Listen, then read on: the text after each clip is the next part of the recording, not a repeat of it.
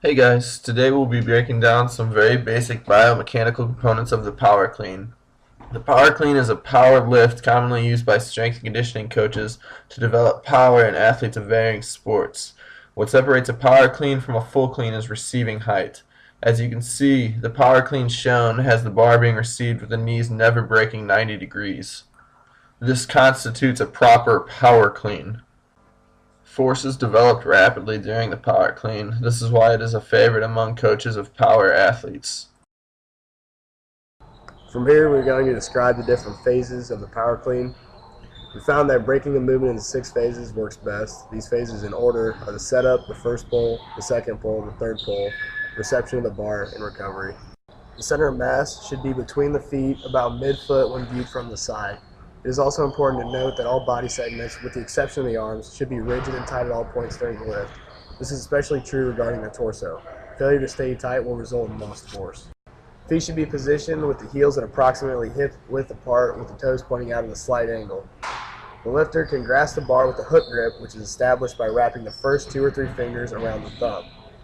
Hand position will vary slightly with anthropometry, but a good starting point is fist width outside of the shoulder. Before the bar is broken off the floor, the lifter must set the lower back, externally rotate the arms, and perform the Valsalva maneuver. The goal of the first pull is to set up the lifter for an optimal second pull. As the lifter progresses, they will find that they need to accelerate the bar faster in the first pull in order to successfully complete the lift.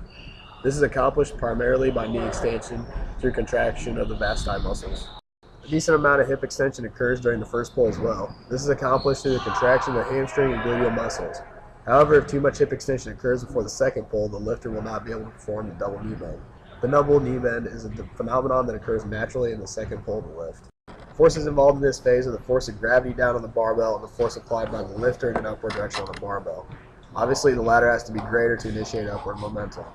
When viewed from the side, the bar should come slightly back toward the lifter during this phase. The end of the first pull is marked by the bar reaching the lower to mid-thigh. The second pull creates the greatest ground reaction force among the different phases of the power clean. The goal of the second pull is to create as much upward acceleration as possible in order to properly receive the bar. The second pull starts with the bar at mid-thigh and ends as soon as the bar leaves contact with the body. The lifter will continue to move the bar towards the mid to upper thigh, the power pocket of the clean. This is done via hip extension through contractions of the hamstring and gluteal muscles. Simultaneously, the knees are rapidly flexed slightly back under the bar. This is the double knee bend or scoop.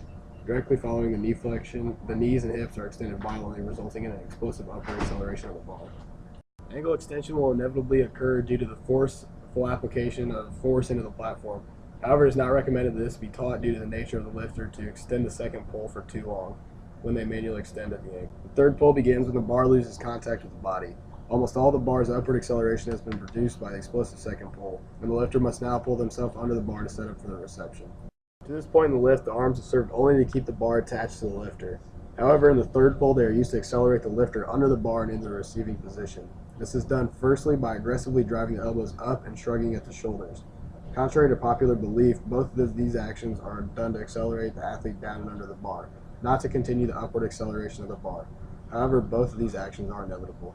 Once maximum downward acceleration of the lifter has been achieved, the lifter will then aggressively rotate their elbows under and around the bar. This must be completed quickly to ensure the lifter is in proper position to receive the bar. Once the feet are planted and the elbows have been rotated under the bar, it is time for the lifter to receive the bar in the front rack position. Proper front rack position involves the bar resting on the shoulders, with the fingers being used to jam it back and into the throat. This can be a very difficult or even impossible position to accomplish for those with extreme mobility problems. The elbows are driven upward through contractions by the anterior deltoid. This, along with pressure from the fingers, ensures that the bar does not roll out of the lifter's hands. It is during this phase that the lift is most often failed. If the lifter fails to secure the bar, they must push the bar forward and jump back as quickly as possible. Failure to do so will likely result in the bar being dropped onto the thighs, which could result in injury. If the lifter catches a bar out of balance and leaning too far backwards, the lifter should remove their hands from the bar and fall back with it. Holding onto the bar during the fall will most likely result in wrist and arm injury. If the lifter falls back and lies flat, the bar will simply roll over the lifter due to its height. Power clean is defined as a clean that is received with the knee angle of 90 degrees or greater and finished without completing a front swap. This means that as soon as the lifter receives the bar, they simply need to stand up to complete the lift. This is accomplished by extension about the knee through contraction of the quadriceps muscle group and extensions of the hip through contraction of the hamstring and gluteal muscle group. Once the lifter is standing completely up, the breath held at the beginning of the lift can now be released.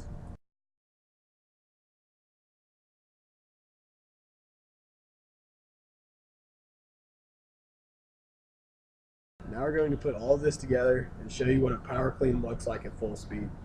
They are performed quickly to produce high power outputs in athletes.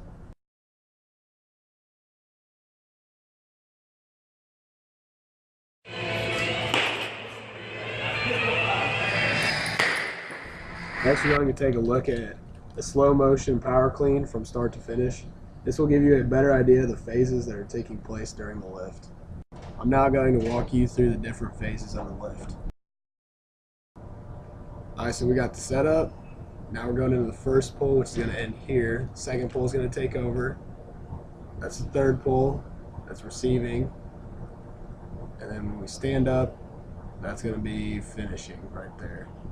Alright, as you guys saw, even though that was in slow motion, that was still a very quick movement. That's so we can produce the maximum amount of power. After the lift is over, you can release that breath you took during the Valsalva maneuver, and you can set the bar down and start another lift.